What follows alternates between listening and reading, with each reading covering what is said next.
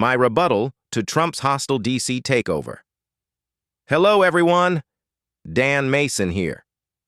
As a conservative Christian, I feel compelled to address the claims made in the article titled Trump's Hostile D.C. Takeover. The narrative presented paints President Trump's actions as authoritarian and racially motivated, but I believe this perspective misrepresents the situation and ignores the real issues plaguing Washington, D.C. From my viewpoint, the city's challenges stem from years of mismanagement by liberal elites and opportunistic figures, both white and black, who have prioritized political agendas over the safety and well-being of residents. Trump's decisive measures, including federalizing the D.C. police and deploying the National Guard, are not about power grabs, but about restoring order and protecting the vulnerable in a city that has been neglected for too long. The article claims Trump's actions are based on lies about D.C.'s crime and population, accusing him of perpetuating racist narratives. I respectfully disagree. As a Christian, I believe in truth and accountability, and the reality is that D.C. has faced persistent crime issues, particularly in underserved communities. While the article cites FBI and Metropolitan Police Department data showing a 30-year low in crime, it glosses over the lived experiences of residents who face daily threats from gang activity and violent crime. For example, the 2023 carjacking spike, which saw a 300% increase in some years, isn't just a statistic, it's a danger to families trying to live godly, peaceful lives.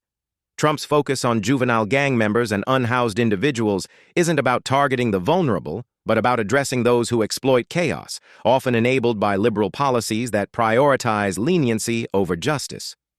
The article also suggests that liberal white leaders and black activists, like those quoted from the D.C. Justice Lab, are defending the city's autonomy against Trump's so-called authoritarianism.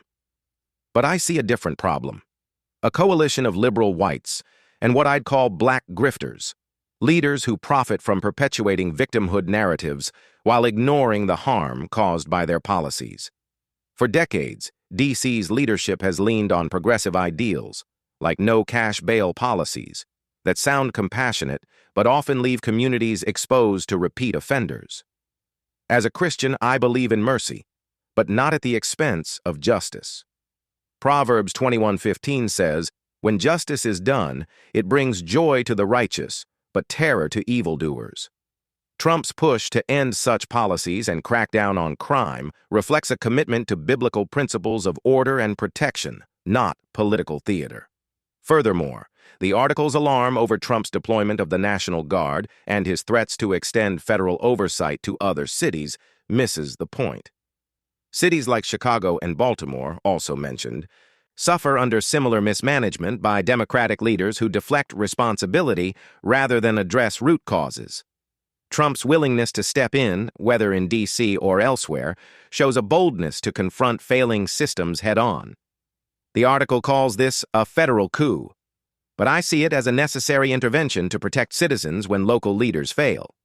For example, clearing homeless encampments isn't about punishing the unhoused, but about ensuring public spaces are safe and usable for everyone, as God intends communities to thrive in harmony. Finally, the article's concerns about Trump's broader agenda, like his ousting of IRS Commissioner Billy Long or immigration enforcement, seem to cherry-pick issues to paint him as a dictator. As a conservative Christian, I value leaders who prioritize the nation's security and moral fabric. Long's removal, tied to his resistance to sharing data with ICE, aligns with Trump's promise to address illegal immigration, a policy rooted in the biblical call to uphold the law, Romans 13:1-2. Rather than undermining democracy, Trump's actions in D.C. and beyond aim to restore it by empowering citizens to live free from fear and disorder. Please like, subscribe, and comment to help support this channel. Take care. I will see you in the next video.